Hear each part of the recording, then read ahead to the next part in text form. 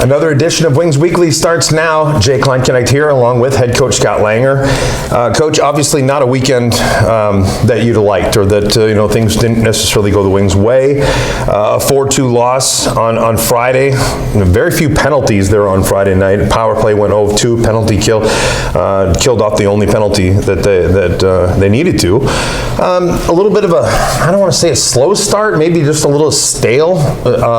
It wasn't bad necessarily, but things didn't really, seem like they were, everything wasn't necessarily firing. And honestly, from both teams, it just seemed kind of like a slow crescendo type start.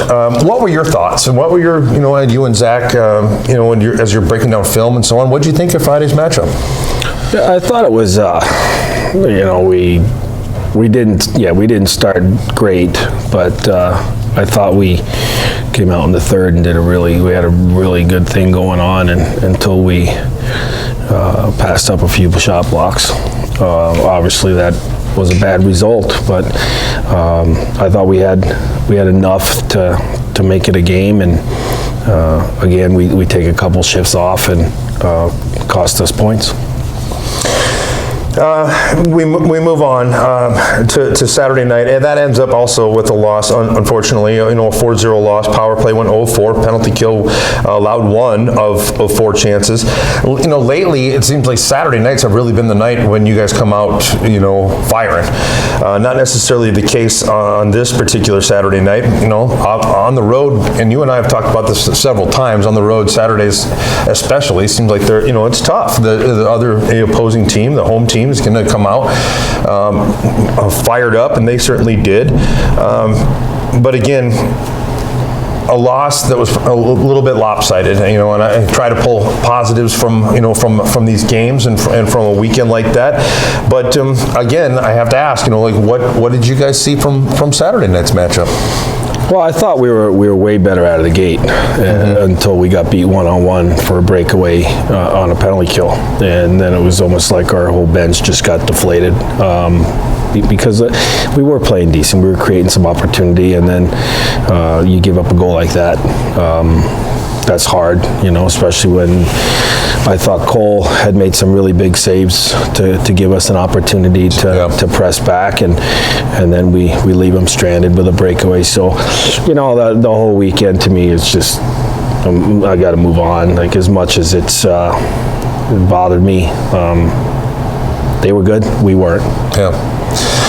And I know it, and that's why, honestly, I didn't want to break down the whole weekend, too in depth, because it is one of those things you just got to move past, especially this late in the season. There's not much, you can't change it, it is what it is. But you mentioned Colmore, he had some spectacular saves on Friday night, saw 40 shots, and made huge saves. Did the same really on Saturday. Pecora comes in late. Is that one of those things, like you and I again have talked about before, where it's just sort of like, let's switch things up? Not that he's hurt or that he's playing poorly or something like that. Let's just try to change things. Or what was the mentality there? I didn't like the way the team was playing in front of Cole. I thought that they threw in the towel way too early. With how our actions spoke volumes. So I thought it was unfair for Cole to keep trying to bail us out in a situation like that. It's he's given us some major minutes and big minutes, and there comes a time where you have to play for your goalie, and leaving him in after he was giving everything he got didn't make a whole lot of sense, and Gino came in and obviously shut the door on him, so that was a positive. Oh, without a doubt. My thoughts even during the broadcast, or my broadcast, and during the game, that not only was it great to see Gino get some minutes and kind of get him going a little bit, but he really did seem to kind of shine in that role, and definitely shut things down in front of him. So that was like you said, certainly a positive from the weekend. Coach, difficult, I guess, to like you said, we got to move on. But what are your concerns right now with this team? We're late in the season, only a couple weeks left of the regular season, and you're seeing some issues that are, I want to say, resurfacing maybe, or whatever. You see a weekend like that, like you talked about, we move on, but are there changes that need to be made? Because doesn't seem to me anyway that it's a structure thing or that it's a game planning thing. That there seems like there may be something else. What do you guys see when you? I think it's a mindset. Yeah. You know, an emotional or mental kind of thing. It is, and you know, we've had a tough month, and we haven't seemed to be able to kind of climb out of the hole. You know, there comes a time in a season where you just got to let your hair down and throw as much crap at the wall and let it stick. And, that's kind of where we are right now. But you know, you can sit and try to motivate this group. They need to do it themselves. There's enough in this locker room to win hockey games, and what we've done in the last month is on us completely. No one feels good about it. We got some new blood coming in, and you know, injuries haven't helped us either. I mean, that is certainly true. When you got 4 of your top 6 forwards out of the lineup, I know it's an excuse, but you know, well, it's a valid excuse. Yeah, I mean, especially this time of year. It's hard when you have such a young group, and then your go-to guys are not there for the young guys to just kind of lean on. And you see it in the NHL, and you're seeing it here right now. But it's just one of a few issues. You know, hopefully we can get some bodies back sooner than later, before it's too late, and where other guys can start stepping up. But you know, we're going to work at it all week. You know, and hopefully, I won't say hopefully, come Friday night, our mindset will be a little different than it was going into North Iowa. Okay, well, this conversation actually leads in pretty well, and I was hoping that it would segue to my next question, which is about mindset, about emotion, and so on. We talk often, and I hear people talk in the hockey world, just in general, about hockey IQ. And then there's an instinctual kind of player. What, in your mind, is the difference there? And is there a balance in a player? I don't know if there's a difference between IQ and instinctual. I think having those instincts is part of the IQ process. Okay. You know, IQ players just make the right play at the right time, whether it's a skill guy having to put a puck behind the D so we don't turn it over, right. Or being in the right place at the right time on the power play, put yourself in a situation to score a goal. It's hard to build IQ. I mean, there's an argument out there that you can teach IQ. They're not just, players aren't just born with it. Sure. And it's hard. It's because players go through a lot of coaching as they go through the ranks. So, and what they absorb from those coaches and what they kind of let go is a whole other thing. Yeah, exactly. But, you know, at our level, we get those players that kind of have it or don't have it at this point. And obviously you try to encourage the guys every day to keep developing that IQ. But I think the instincts are part of having a good IQ. Is it possible to have in a team, again, completely hypothetical, not necessarily related to the Aberdeen Wings this year or anything, but is it possible to have too many IQ players and not enough instinctual players? And now the answer that you just gave is like, well, it's sort of, it's a little bit of both. There isn't necessarily a black and white, but is it possible that people are overthinking things instead of just playing the game? Yeah, I shouldn't say that they are, but can. No, but your mind plays a lot of tricks on you, and when you've had some lack of success, sometimes you just expect lack of success, and that's where a big-time athlete comes in and digs his heels in the sand and says, "I've had enough." Yeah. Now you're going to have to come through me in order to be successful. And I don't know if the mind, I don't know if the mental part, I'm sure it's playing into it a little bit, but there's some physical stuff like blocking shots and finishing checks and knocking pucks off sticks that are costing us hockey games.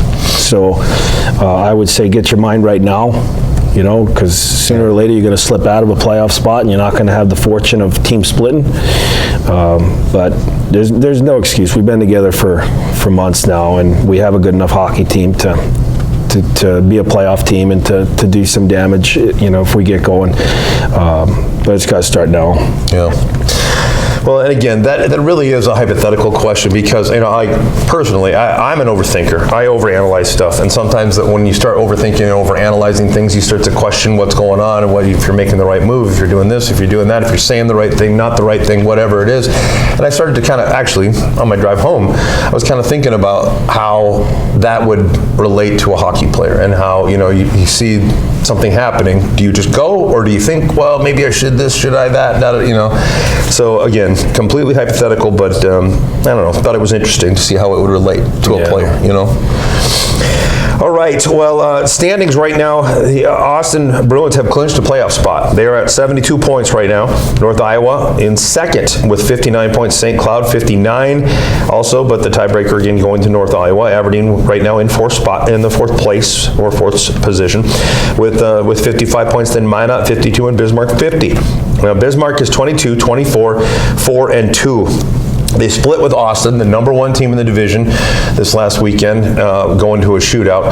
And you and I have talked again, ad nauseum, but this division is incredibly tight. It is incredibly close, and everybody, as you talked about last week, with consistency in the division, everybody can beat anybody at any given time. I know that is a cliche in sports, but it is so true. Last time, I know we always talk about looking past things, but last time up in Bismarck, things were kind of ugly. They hung 10. Do you use that as motivation going into Bismarck, knowing that they are absolutely capable of beating the heck out of a team, even though they're in the bottom of the division right now? Or do you say, you know what, new start, new week? Well, I mean, a good athlete's not going to forget something like that, but I think for us, we just got to move ahead and focus on what we need to do to get better. I mean, Bismarck plays us the hardest out of anybody they play. Whatever it may be, this rivalry goes back a long time, and they play really good hockey against us, and we're going to have to be really good. And, it's time, it's going to be time for a couple of the teams in our division to put a few together, and to claim their spot. And obviously, us and Bismarck, we're fighting for a spot, so it's going to be a big time game. And I just think our guys need to stop worrying about what happened in the past and start figuring out what we can do in the future. Right. Well, and you mentioned it, I mean, the Dakota teams right now, Bismarck, Minot, Aberdeen, all sitting at the bottom of the division, and it's going to be a dogfight, and all the way down to the last week, there's no doubt. All right, Coach, again, some tough questions, and some probably weird questions, but that's the way my mind works sometimes. But I appreciate, as always, you taking some time, and I know you've got a busy week and a lot of preparation ahead with another road game coming up, 2 road games, in fact, against Bismarck, and we'll talk about that in just a little bit more. But thank you so much for your time. Thanks, Jay. All right, folks, second portion of Wings Weekly will come up after this. We're going to be here all day. Once upon the greatest of all times. Who's this? It's Kyler Murray. Kyler. Bring my phone to 6th Street. We got to wrap this up. We're looking for Kyler! Just left. Janae. I'll take those wings, though. Want to catch the game? Yo, Josh, what's up? Yo, Janae. Josh. To the film room. Whoa. Wrong quarterback. Can't even see the screen. B-dubs.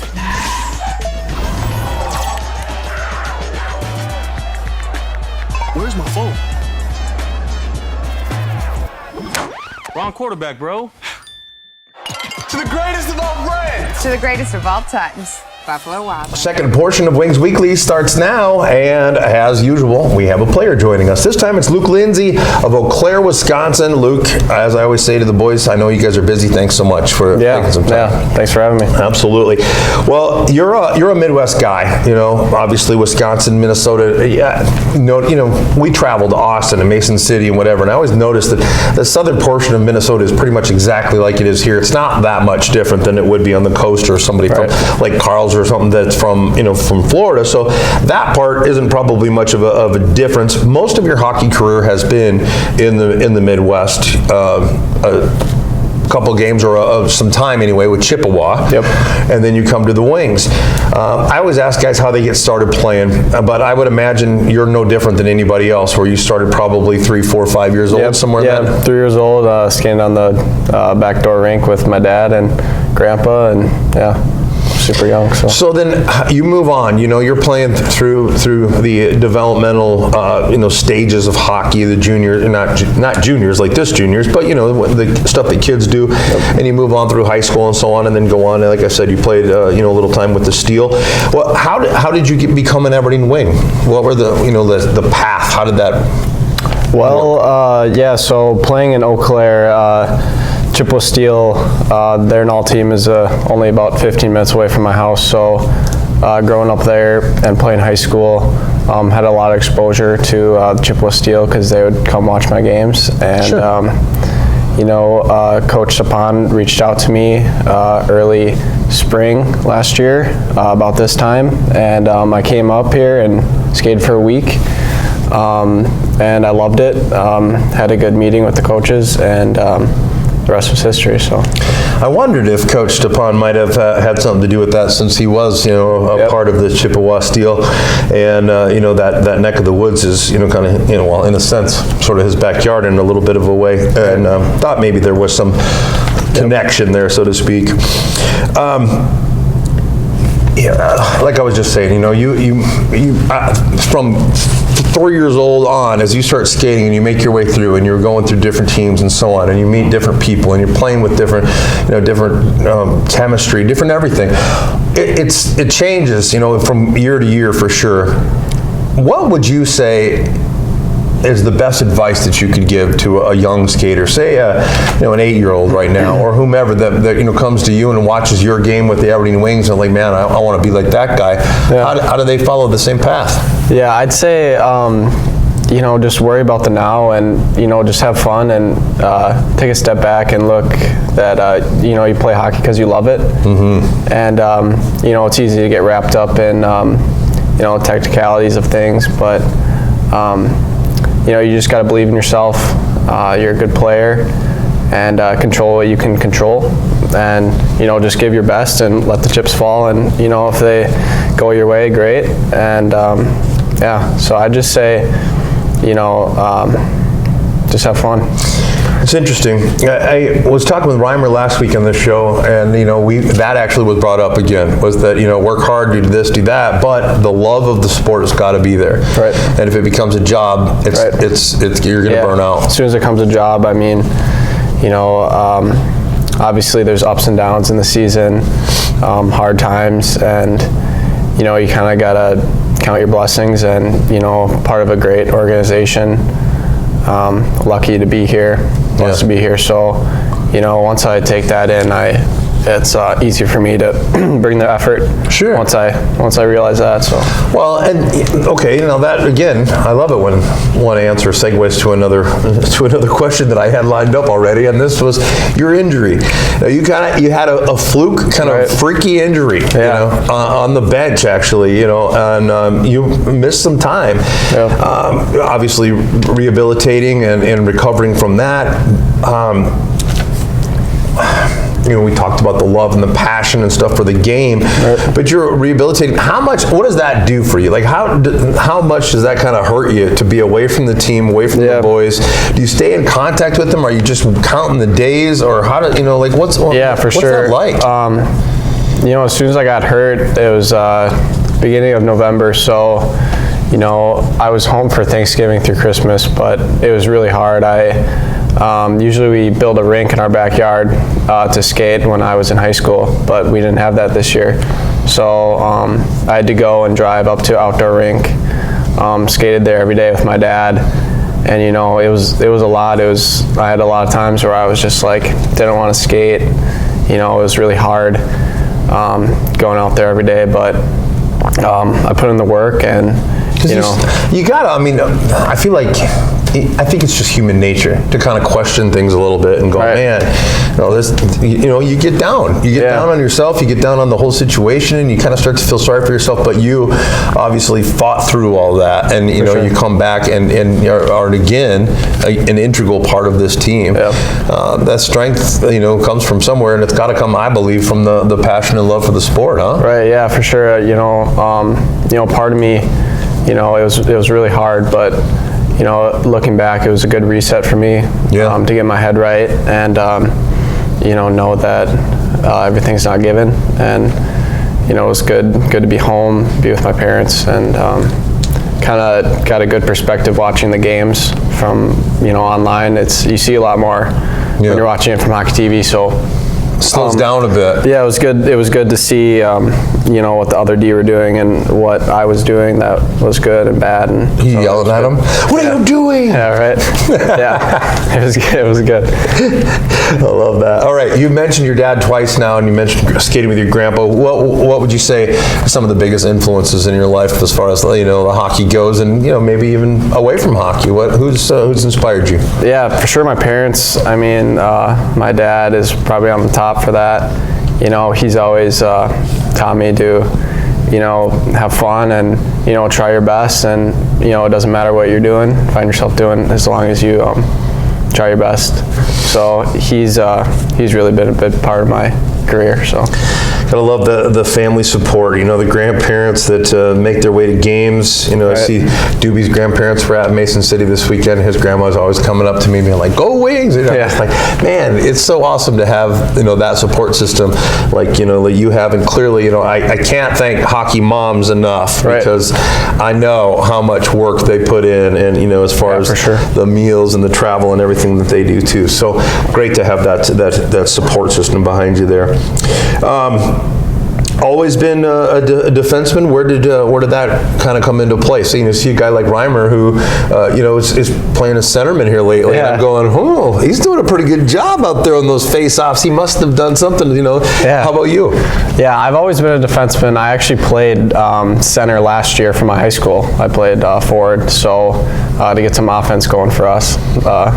But yeah, I think I started as a forward and but my dad was a forward, and he said that you should be a defenseman when I was really young. I don't know why he said that, but do a viral video when I asked. That's interesting. He said be a defenseman. That's where the good players are. So I said, okay, I'll be a defenseman, and like I said, I've been that ever since. Multifaceted defenseman. I always I love asking guys on the blue line what made him go there. And usually it's, I skate backwards the fastest or whatever. But there's a lot more to it. There's other guys that I've talked to that played quarterback in high school, for example, and they'll be like, you can see the whole field from the blue line. You can see what's There's a lot of components there. Awesome. All right. Away from hockey, what do you like to do? What's your go-to? Are you a gamer guy or poker guy, or you got any hobbies or anything like that? Someday somebody's gonna blow me away and be like, oh, I like to do taxidermy or something like that. No, nothing special. I mean, not a lot of video games. I like to play poker with the guys. Like to watch movies with Rope, my roommate, and what's that like? It's good. He hasn't seen many movies from the U.S., so every good movie that I show him, he loves it because he has never seen it before. But being from Finland and never having left Helsinki, and then all of a sudden, that's why I was like, wow, that would be something. He's probably like, holy cow. Yeah, all the good movies are over here. But I mean, other than that, in the fall, I golfed a little bit, but I heard you're a pretty good golfer. Yeah, I play golf. I played in high school, but I haven't swung club since the fall, so I think I'll be a little rusty. But we've still got a lot of snow, but normally we'd be getting close to to being able to play a little here. All right, so by the way, last week I heard that Comfy is a really good poker player. Who would you say is the best? Best poker player? Yeah. I know this question's been asked lots of times before on this. That's all I hear about. I can't tell myself, but I think I have the most earnings on the team. Really? Yeah. I know the boys are gonna watch this, but I think I don't like playing against Backel, so that probably tells me that he's good. I've heard that too. Yeah, he's a loose cannon. That I'm not surprised by at all. I don't doubt that a bit. All right, couple of weird questions here. If you had to either dance or sing to every song that you ever heard, Wow. which would it be? Probably sing. I have a good time remembering the lyrics. My friends and parents have always told me that if you play a song, I can kind of sing it, but I'm not a good singer, but I know the lyrics. As opposed to dancing, you're gonna go singing. Okay. Who's the best singer in the locker room? Singer. Oh. Come on, I know all the music that is played in this place and all the music that is played on the bus and everywhere. Probably Devo. Probably Devin Carlstrom. Really? Yeah, he's a really good impersonator. He does a good job of impersonating people's voices, and he can sound like anybody. So Good to know. Yeah. I have a karaoke party. We've got the Bull with the Wings event coming up on April 2nd. Might have to line that up with the microphone and see what he can do. that would be fun. All right, another one here. Would you rather lose sight, like no vision whatsoever, or lose all memories that you've? Yeah, that's a tough one, huh? Wow. The rest of your life, no memories from where you are from now on, or But I can make new memories. You can make new memories, but you can't remember anything that's happened in the past. Wow. I'd probably say I wouldn't want to go blind because I'm pretty young. Hopefully, God willing, I got a lot more years left, so I can make more memories. That's a good call. That's a good call. All right, you got Bismarck coming up. I talked with Coach Langer obviously just a little bit ago about what Bismarck has done, what they're doing all season long. They're a dangerous hockey team. Mm-hmm. They just flat out are. Yep. They may be sitting at the bottom of the division, but that doesn't mean a whole heck of a lot when they're able to beat teams, and they beat the Wings, they beat Austin, they beat week in, week out, it never changes. And Coach talked a little bit about the emotional, mental state of this team right now and what you guys have to do. I always ask, well, what do you have to do this, against this team? And it always comes out sort of structurally or schematically. What do you have to do? Well, we have to, get pucks deep and but it almost seems that there's more of an emotional thing right now with this team. Like, where do you guys need to be at on what level? Do you start to, like Coach said, get your dig your heels in the sand, your backs against the wall, kind of ready to fight or flight kind of thing, or what would you call it? Yeah, I mean, at this part of the season, it's a grind, and like you said, anything can happen on any night in this division. Bismarck's a good team, and I think that lately our team has just been not there mentally. Langer made a good point this weekend that, the goal of hockey is to score goals, put the puck in the net. Yep. And I think, sometimes we get caught up in the X's and O's, which is great, but I think we need to... Overthinking. Yeah, we just need to, play hockey, play for each other, have that love and family mentality, and, just do what we can do. Just go do what you love. Yeah. All right. Awesome. All right. Well, that's about all I've got for you here. I've got a few notes I'm going to run through here. Wings travel to Bismarck, as we've just been talking about, to take on the Bobcats this weekend, the 24th and 25th. Catch the action using your Hockey TV login, or watch the games at Buffalo Wings and Rings in Aberdeen, the official home for all Wings away games. Games audio will be broadcast on Hub City Radio 94.1 The Rock, or you can download the Rock app and listen anywhere you go on your mobile device and have it with you. The Spire Wings Bowling Bash has been moved to April 2nd, so there will still be time for you to get signed up for that. Get a group of up to 5 people, doesn't have to be 5 people, but up to 5 people, and then the last person will be one of the Wings players that will join your team. End of the year Wings Award Banquet. Tickets are available. Go to our website and scan the QR code to reserve your seats. The banquet is on April 16th from 6 to 8 at the Yolda Shrine Center. The deadline to get your tickets is April 3rd. Don't forget, you can listen to Wings Weekly via our podcast. Find the audio for this season's episodes on Spotify, Stitcher, or iHeartRadio. And for all the latest news and information on the Wings, visit AberdeenWings.com or follow us on Facebook, Twitter, Instagram, and on TikTok. Quick reminder about the Bowling Bash. You don't even have to be a good bowler. It's a good time. We keep scores, but it's not really all that competitive. It's more just a lot of kind of a meet and greet and a lot of fun for Wings fans and players alike. Luke, Lindsay, thank you so much. As I said, to start the show, I know you guys are incredibly busy with your practice schedule and your workouts and your jobs and your schooling and all the things that you have to do, so thanks so much for joining me. Thanks for having me. It was great. All right, folks, I appreciate you watching. That'll be it for this week's Wings Weekly.